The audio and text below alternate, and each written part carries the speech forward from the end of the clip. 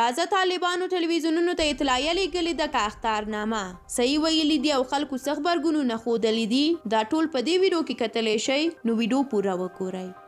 د امر بالمعروف او نهي عن المنکر وزارت وايي رسنۍ د داسې خپرونې نه کوي چې دیني شعایرو او انساني کراماتو ته پکې سپکاوی شوی وي او په تلویزیونونو کې د ښځینه خبریالانې اسلامي حجاب رعایت کړي. د امر بالمعروف او نهي عن المنکر جلب او جذب او شکایاتو اوریدو او د اطلاعات او فرهنګ وزارتونو چارواکو په کابل کې د رسنیو له استازو سره ناسته لرله. د اطلاعات او فرهنګ وزارت د خپرونو چارو مرستیال ذبیح الله مجاهد په دې ناسته کې د رسنیو د فعالیت ستاینه وکړه او رسنۍ یې د هیواد لپاره مهمې وبللې.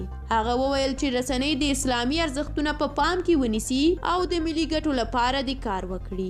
د زیاته کړه چې د افغانستان خلکو 4 لسیزې د دین په دفاع کې قربانۍ ورکړي چې د هیواد ټولې ادارې باید د شریعت په چوکاټ کې کار وکړي او رسنۍ هم باید اسلامي خپرونې ولري. همدارنګه د امام پسیر دین ته د دعوت لپاره کار وکړي. د امر بالمعروف او نهي عن المنکر جلب او جذب او د شکایاتو اوریدو وزیر مولوي محمد خالد حنیفي هم په دې ناسته کې وویل چې منبر حکومت او رسنۍ باید د اسلامي ارزښتونو ساتلو لپاره ګډ کار وکړي. د رسنیو وغوښتل چې د امر بالمعروف او نهي عن المنکر په برخه کې له حکومت سره همکاري وکړي او د پردیو د منفي تبلیغاتو مخه ونیسي. د حکومت د ویان مرستیال احمد الله وثیق په نننۍ ناسته کې د امر بالمعروف وزارت اعلامیه ولوسته. په دغه اعلامیه کې راغلي دي چې ټلویزیوني رسنۍ باید هغه فلمونه چې د شریعت د اصولو او افغاني ارزښتونو خلاف وي خپاره نه کړي. هغه بهرني او داخلي فلمونه چې د پردیو کلتور او عنعنات په افغاني ټولنه کې خپروي او په ټولنه کې د بد اخلاقۍ سبب ګرځي باید نشر نشي. تفریحي پروګرامونه باید داسې برابر نه کړل شي چې د یو چا تحقیر او سپکاوی پکې وشي. داسې ډرامې هم باید نشر ته ونه سپارل شي چې دیني شعایرو او یا هم انساني کراماتو ته پکې سپکاوی وي. د نارینه او داسې فلمونه او ویډیوګانې باید نشر نشي چې عورتونه یې پکې بربنډه وي. په ټلویزیوني رسنیو کې ښځینه خبریالانې باید اسلامي حجاب رعایت کړي. داسې ډرامې او تمثیلي پروګرامونه باید نشر نشي چې تمثیلونکي ښځینه وي.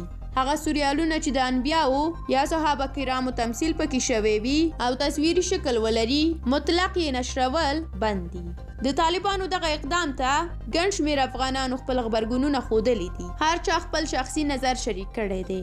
فواد لامی په دې اړه په خپله فیسبوک پاڼه کې لیکلي دي چې که یې صرف ویلی وی چې څه باید نشر شي هم به د دوی کار اسانه و او هم به د رسنیو. اوس فکر وکړئ تاسو د یو تلویزیون مسؤل یاست دا هدایت په غور سره ټکي په ټکي ولولئ او بیا وګورئ چې د خپرولو لپاره در سره څه پاتې کیږي بغیر د دې چې یا 24 ساعته خبرونه او بحثونه وچلوي یا تلویزیون وتړي.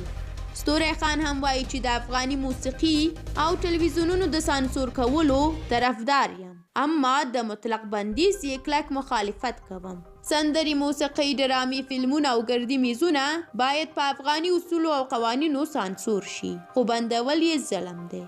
ملالۍ بشیر هم د امر بالمعروف د اعلامیې دغه عکس خپور کړی دی. ورسره لیکلي دي چې د طالبانو بهرنیو چارو وزیر او امیر خان متقي یو پاکستانی تلویزیون ته ویلي و چې هلته موسیقي خپرول ستونزه نه لري نو چې هلته نه لري په افغانستان کې دومره قیودات ولې؟ آیا د دې شیانو عملي کول به د تلویزیونونو د بندیدو سبب نشي؟ په مزاحیه پروګرام کې به نو څوک طنز نه کوي، ښځې ممثلینې به نه وي نو په دا ډرامو کې به د ښځو تمثیل نارینه کوي، په شریعت برابر نارینه.